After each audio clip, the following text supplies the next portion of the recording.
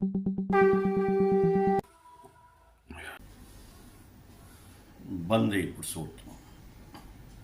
आज हम लोग चर्चा करेंगे ठाकुर जी के जो विचार हैं, उन विचारों में सत्यानुसरण में ठाकुर जी ने एक जगह कहा है कि स्कूल जाने से ही किसी को छात्र नहीं कहते और मंत्र लेने से ही किसी को शिष्य नहीं कहते, जब तक कि छात्र और शिष्य गुरु के आदेश का पालन नहीं करता है।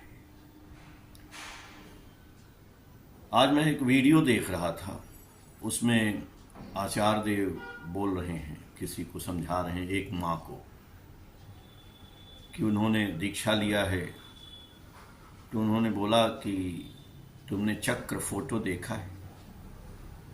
माँ ने कहा कि मैं तो चक्र फोटो देखी नहीं। बोले अच्छा, दीक्षा ली तो चक्र फोटो नहीं दिया गया, नहीं दिखाया गया? बोली नहीं, हमको तो पता नहीं चक्र फोटो कैसा होता है। अब सोचिए, उनके हस्बैंड को बुलाया, उनके हस्बैंड ऋत्विक हैं, SPR हैं ठाकुर जी के। उनसे आचार्य देव पूछते हैं कि भाई आपकी धर्म पत्नी है और वो चक्र फोटो नहीं है आपके घर में। वहां वो माफी मांगने लगते हैं, गिड़गिड़ाने लगते हैं कि दादा गलती होगी। दादा कहते हैं ऐसे आदमी को कूच देना चाहिए। अरे दीक्षा ठाकुर जी की क्यों लिए? आचार्य देव ही बोल रहे हैं, दीक्षा के समय मंत्र मिला। मंत्र क्यों मिला? बस मंत्र मिल गया, ठाकुर जी का आशीर्वाद हो गया? ऐसे नहीं आशीर्वाद होता है।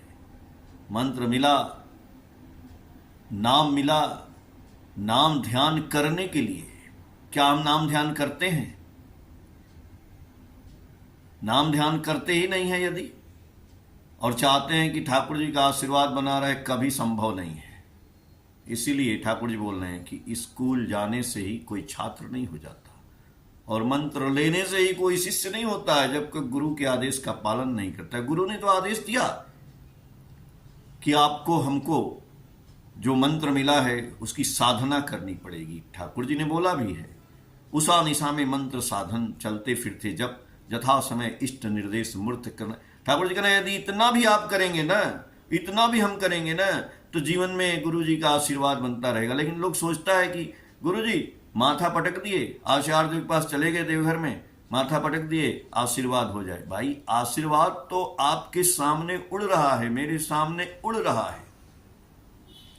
आशीर्वाद लेना हमको आना चाहिए। अब आप कहें कि नहीं हमको आशीर्वाद गुरु जी, अरे गुरु जी क्या, आप गुरु जी को आशीर्वाद दे दीजिए। हम गुरु जी को आशीर्वाद देंगे, कैसे देंगे? हम गुरु जी का मंत्र साधन करेंगे, हम गुरु जी का काम करेंगे, तो गुरु जी को भी हमें कुछ देना है, तो आशीर्वाद अपने आप आने लगेगा। मैं एक विद्यालय में पढ़ाता हूं, तो एक दिन मैं क्लास 1 में गया, तो क्लास 1 में एक बच्चा के हमसे पूछता है, सर आप हिंदू हैं कि मुसलमान हैं? इनोसेंट चाइल्ड है, उसको पता ही नहीं है कि हिंदू क्या है, मुसलमान क्या है। और हम लोग आपस में धर्म की बात करते हैं। हम स्कूल में अध्यापक रहते हैं, टीचर बने रहते हैं, और हम वहां पे क्या करने गए? ठाकुर ने कहा कि कोई भी दुनिया की, संसार का कोई भी हम काम करते हैं तो उसमें ठाकुर को क्या लाभ हो रहा है ये सोचना है। उस काम से ठाकुर का काम जुड़ा है कि नहीं जुड़ा है। हम आशीर्वाद की कल्पना करते हैं, लेकिन वो छोटे छोटे जो इनोसेंट बच्चे हैं, यदि हम उनको पढ़ाएं नहीं, उनको जागृत न करें, उनसे हम जुड़े नहीं, और हम आशीर्वाद की कल्पना करें कि मेरे घर में 2-4 बच्चों का जन्म हो जाए, 2-4 बच्चे मेरे बच्चे संस्कारवान हो जाएं, लायक हो जाएं, कभी नहीं होने वाला है। जिंदगी में कभी नहीं होगा। साइंस का भी आप नियम जानते हैं, न्यूटन में बोला एक्शन अपोजिट रिएक्शन। हम उन बच्चों में ध्यान नहीं लगाएंगे, उन बच्चों में मन नहीं लगाएंगे, उन बच्चों से प्यार नहीं करेंगे, और आप सोचेंगे मेरे बच्चे से लोग प्यार करें, मेरा बच्चा लायक हो जाए। अरे पहले आपके घर में बच्चा ही तो जन्म ले ले, वही बहुत बड़ी बात है। हमें अपना काम ठाकुर का काम समझ के करना, यही तो ठाकुर जी बोल रहे हैं। और जो मंत्र की बात, जो नाम साधना की बात ठाकुर जी बोल रहे हैं, आचार्य देव बोल रहे हैं कि आपने मंत्र लिया, हमने मंत्र लिया, हमने बीज मंत्र लिया, दीक्षा लिया, तो उसको साधना है ना, उसको नाम करना है। तो ठाकुर जी से लोग पूछे कि ठाकुर जी आप हमेशा नाम की बात, अनवरत नाम करो, अनवरत करो, हमेशा करो, ऐसा क्यों बोलते हैं? ठाकुर जी ने कहा एक दुकानदार था और वो केला बेच रहा था। जैसे ही उसका ध्यान थोड़ा सा हटा, वैसे ही एक बंदर आया और उसके केले का एक गुच्छा लेकर के भाग गया। यानी जीवन भी वही है, जीवन में सावधानी हटी तो दुर्घटना घटी। मेरे जीवन है तो वो बंदर कौन है? आप वृंदावन जाइए, वृंदावन गए होंगे, मैं एक दिन गया था वृंदावन, तो उस गली में मैं घूम रहा था, ये चश्मा लगाया था, तो दुकानदार बोल रहे हैं ओ दादा भैया ये चश्मा निकाल के रख लीजिए। हम कहे क्यों? यहाँ ऐसे बंदर हैं कि वो चश्मा ही निकाल ले जाते हैं। हम कहे अच्छा। तुरंत मैंने चश्मा निकाला, रखा उसको। तो दादा भैया वही बंदर, ठाकुर जी सावधान कर रहे हैं कि हमारे साथ साथ घूम रहे हैं। वो बंदर, जरा सी असावधानी होती है कि वो बंदर हमारा सब कुछ हरण कर लेते हैं। वो कौन बंदर हैं?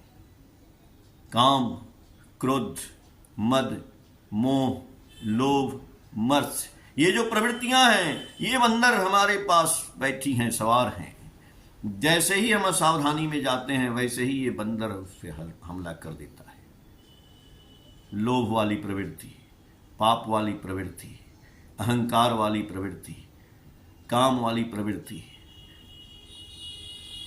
ये प्रवृत्तियां जो हैं तभी शांत रहेंगी जब हम नाम में व्यस्त रहेंगे, जब हम निरंतर ठाकुर जी के नाम और चिंतन में अनवरत लगे रहेंगे, तो उसका वाइब्रेशन निकलेगा।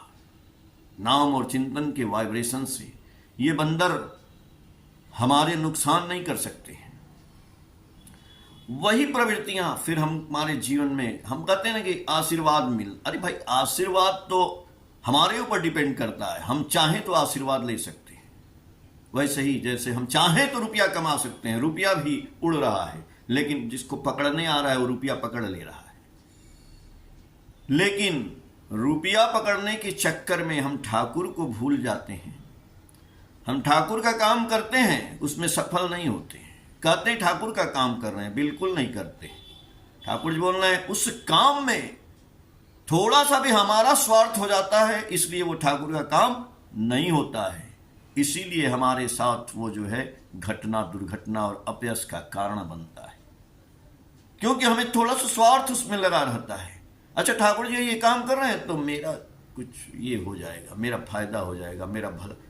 अरे भाई 100% ठाकुर का काम करेंगे तब आशीर्वाद, आशीर्वाद तोड़ रहा है। ठाकुर जी ने कहा इस परिवेश, ठाकुर जी ने कहा कि मैं, जो हमसे प्यार करता है वो इस पूरे जगत से प्यार करता है, इस पूरी दुनिया से प्यार करता है।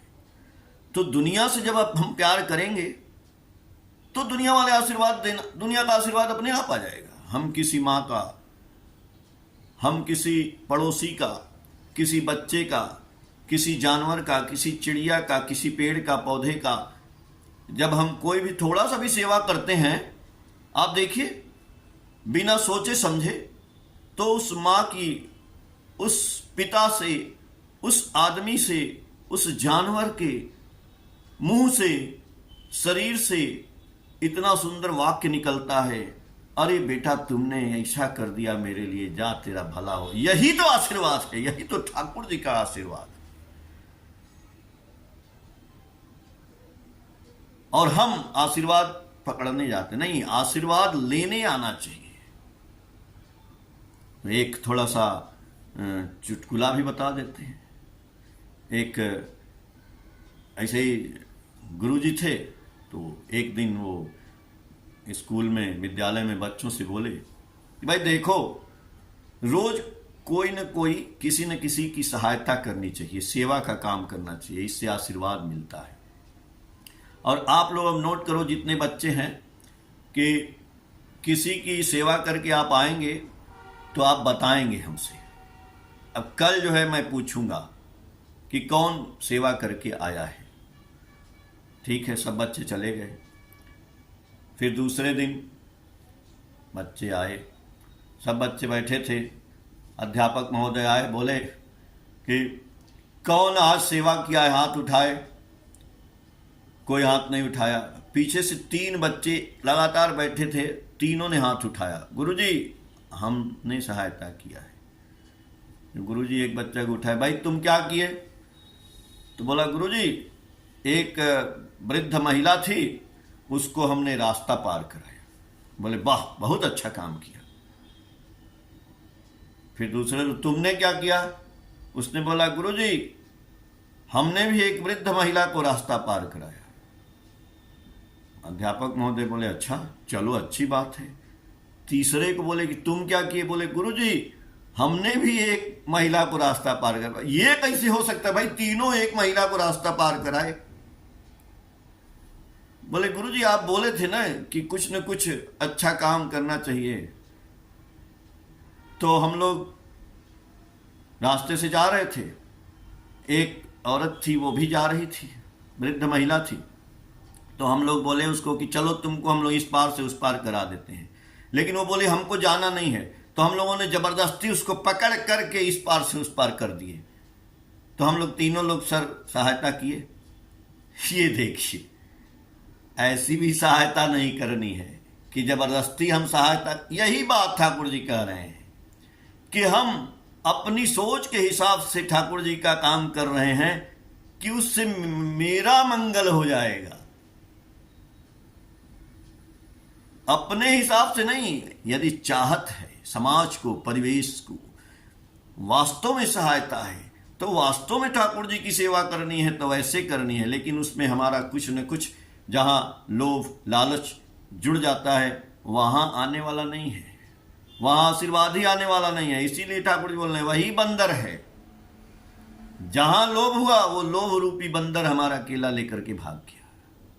इसलिए इससे हमको सतर्क रहना है। आज के लिए बस इतना ही। फिर हम लोग कल दूसरा पहलू पे विचार करेंगे। तब तक के लिए जय गुरु, वंदे पुरुषोत्तम।